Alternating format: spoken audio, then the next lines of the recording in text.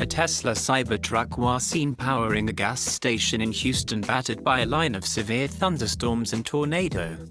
Due to the severe weather, over 1 million customers were left without power.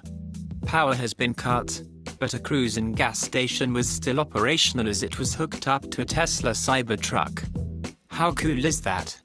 The beast with its newly activated power share saved the day, while the neighborhood was out of power.